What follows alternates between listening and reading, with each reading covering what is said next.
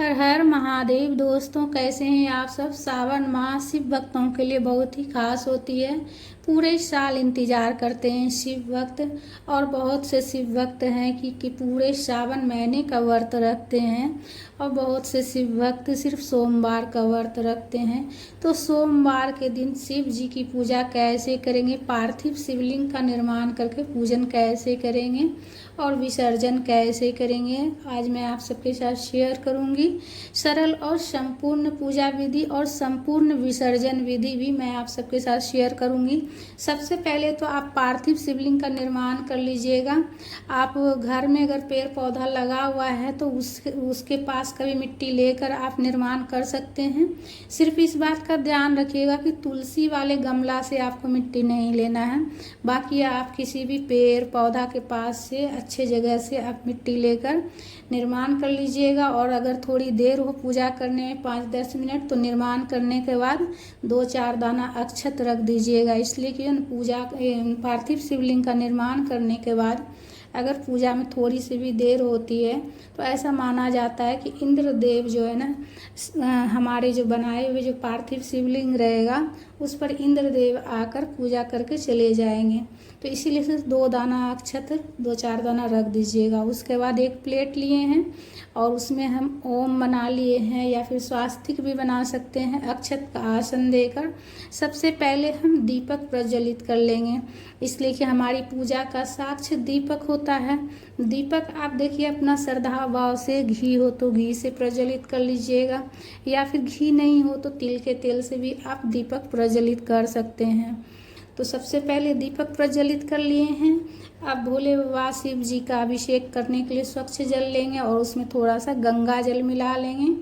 और अभिषेक करने के लिए आप देखिए पंचामृत तैयार करके भी ले सकते हैं या फिर गाय का कच्चा दूध भी ले सकते हैं या थैली वाला दूध भी, कच्चा दूध ले सकते हैं। सबसे पहले जलहरी के पास जल चढ़ाएंगे। ओम नमः शिवाय का जाप करते हुए हम जल चढ़ा लेंगे और उसके बाद दूध से अभिषेक करेंगे। ओम नमः शिवाय का जाप करते हुए दूध से अभिषेक कर लिए हैं। उसके बाद फिर जल से अभिषेक करेंगे। अच्छे से दूध को शिवलिंग के ऊपर से हटाते हुए अच्छे से अभिषेक कर लेंगे। बस इस बात का ध्यान रखिएगा कि जब पूजन आप कीजिएगा तो जल चढ़ाते वक्त आपका शिवलिंग जो है वो खंडित नहीं होना चाहिए। तो इसीलिए से शिवलिंग जो है जितना छोटा हो सके उतना छोटा ही बनाइएगा और किसी प्लेट के ऊपर कर रखिएगा, ताकि जब भी जल चढ़ाइएगा तो जैसे नीचे जो थाली है उसमें जल आ जाए। जल में डूबे रहेंगे भोले बाबा का जैसे शिवलिंग तो खंडित होने का डर रहेगा। तो इसीलिए से किसी प्लेट के ऊपर रखिएगा, ठीक है। बेलपत्र का आसन देकर, या बेलपत्र नहीं हो तो आप 2-4 दाना अक्षत तिल का आसन देकर स्वास्तिक बनाकर उसके ऊपर भी आप रख सकते हैं।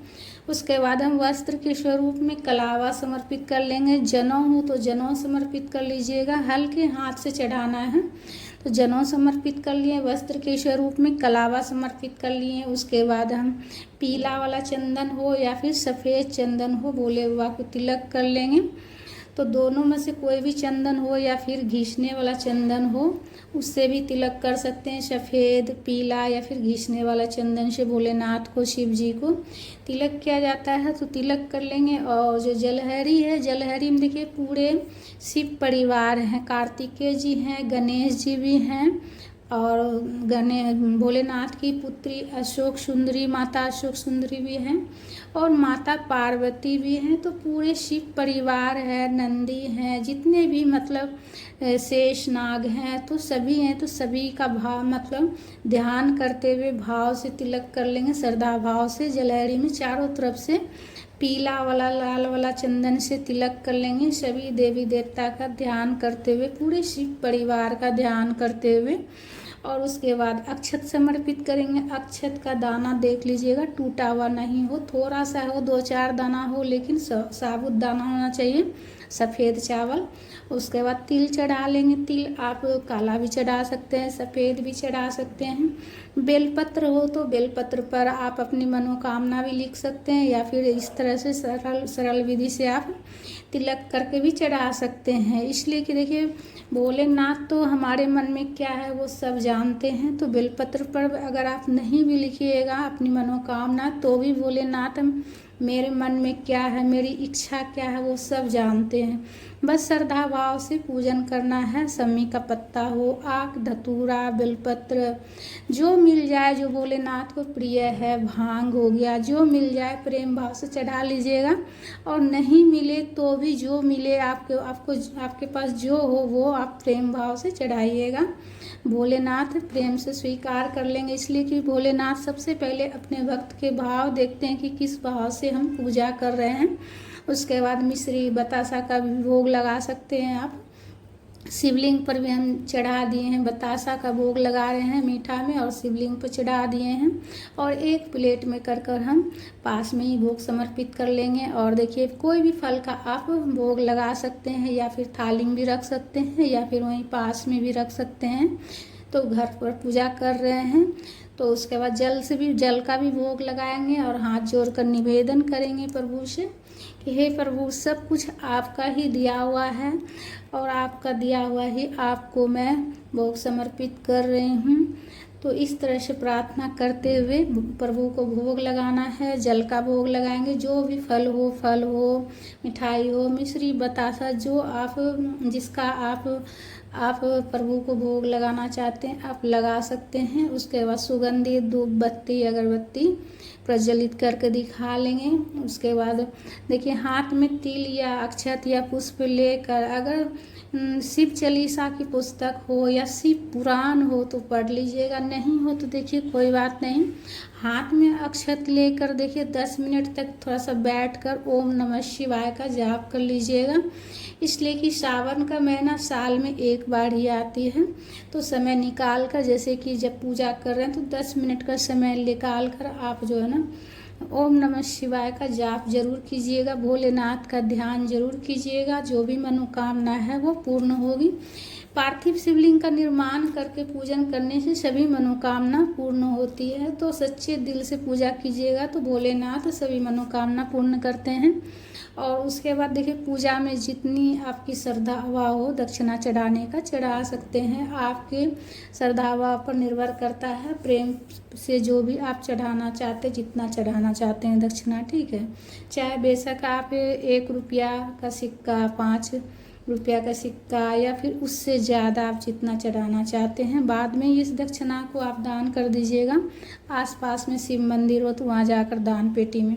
उसके बाद 1 प्लेट लिए हैं, उसमें हम ओम बना लिए, अक्षत का आसन दिए हैं और अक्षत का आसन देकर दीपक को रखेंगे। और उसके बाद हम प्रेम पूर्वक आरती कर लेंगे कपूर प्रज्वलित कर। आप चाहे तो जैसे कपूर नहीं हो तो एक और दीपक प्रज्वलित कर लीजिएगा, जो पहले दीपक प्रज्वलित किए हैं उसे वहीं रहने देंगे, उसे नहीं करेंगे। और दूसरा दीपक प्रज्वलित करके आरती कर लेंगे प्रेम पूर्वक, भोलेनाथ की आरती गाते हुए आरती कर लेंगे। या फिर आप इस तरह से भी आरती गा सकते हैं, कर्पूर्ण गौरम करुणावतारम संसार सारम भुजगेंद्रहारम सदा वसंतम हृदयारविंदे भवम भवानी सहितम नमामि। इस तरह से आरती करने के बाद आप आचमनी कर लीजिएगा, हाथ में जल लेकर। आचमनी करने के बाद पूजा हमारा पूर्ण हो जाता है। पूजा करने के बाद जब तक हमारा दीपक शांत नहीं हो जाता तब तक हम विसर्जन नहीं करेंगे। जब दीपक शांत हो जाए तब विसर्जन करेंगे। जो प्रसाद चढ़ा है सब उठा लेंगे और पूरा परिवार ग्रहण करेंगे। और जो दीपक वगैरह है, देखिए घर पर पूजा कर रहे हैं तो धातु का दीपक है तो इसे धोकर फिर से हम पूजा में इस्तेमाल करेंगे। मिट्टी का दीपक अगर लीजिएगा तो विसर्जन करने के लिए रख दीजिएगा। जल का जो भोग लगा है उसे भी हम किसी पेड़ पौधा में डाल देंगे। और जो पुस्तक है हम शिव चालीसा का, उसे भी हम मंदिर में रख लेंगे। दक्षिणा जब भी समय मिले तो शिव मंदिर आसपास कहीं भी हो तो रख लेंगे, और जब भी समय मिले तो जाकर दान पेटी में डाल देंगे शिव मंदिर में। और देखिए एक बड़ा सा बर्तन लीजिएगा जिसमें कि शिवलिंग अच्छे से डूब सके, और उसमें स्वच्छ जल लेना है। स्वच्छ जल में गंगा जल मिलाकर लेना है। और जितना फूल पत्ती है सब एक जगह रख लेंगे विसर्जन करने के लिए, ठीक है। और आसपास में कहीं गंगा नदी हो तो वहाँ भी जाकर आप कभी जब भी समय मिले तो विसर्जन कर सकते हैं, या फिर किसी गमला में डाल दीजिएगा तो खाद बन जाएगा। जनेऊ कोई पहनने वाला हो तो पहन सकते हैं, नहीं विसर्जन करने के लिए रख दीजिएगा। उसके बाद हम जो पुष्प थोड़ा सा डाल देंगे और विसर्जन करेंगे। स्वच्छ जल में गंगा जल मिलाकर थोड़ा पुष्प देकर अच्छे से विसर्जन कर लेंगे। और ओम नमः शिवाय का जाप करते हुए विसर्जन करते समय अपनी मनोकामना प्रभु से ज़रूर कहिएगा। और जो जल है जो अभिषेक वाला वो भी उसी में हम डाल देंगे, सब एक तरह विसर्जन हो जाएगा। और उसके बाद प्रभु से अपनी मनोकामना बोलते हुए, प्रभु का ध्यान करते हुए, शिवलिंग को देखते हुए अपनी मनोकामना बोलिएगा। ओम नमः शिवाय, हर हर महादेव बोलते हुए जल में विसर्जन कर देंगे। और जब ये जल में अच्छी तरह से घुल जाएगा तो घर में जो भी पेड़ पौधा है, सिर्फ तुलसी का पेड़ पौधा को छोड़कर हम उसमें दे देंगे तो विसर्जन हो जाएगा। तो इस तरह से सरल विधि से पार्थिव शिवलिंग का निर्माण कर पूजन कर आप प्रत्येक दिन या फिर हर सोमवार को आप पूजन कर सकते हैं, विसर्जन कर सकते हैं। और जितना है सब उसी में डाल देंगे और लास्ट में इसे धोकर भी अच्छे से हम डाल देंगे, कुछ भी नहीं रहने देंगे, सब विसर्जन कर देंगे। तो फ्रेंड्स, वीडियो हमारी आप सबको कैसी लगी? अगर अच्छी लगी तो लाइक ज़रूर कर लीजिएगा। चैनल पर नए हैं तो चैनल को सब्सक्राइब कीजिएगा। वीडियो को ज़्यादा से ज़्यादा शेयर कीजिएगा। और हर हर महादेव, ओम नमः शिवाय का जयकारा ज़रूर से ज़रूर लगाइएगा। ओम नमः शिवाय।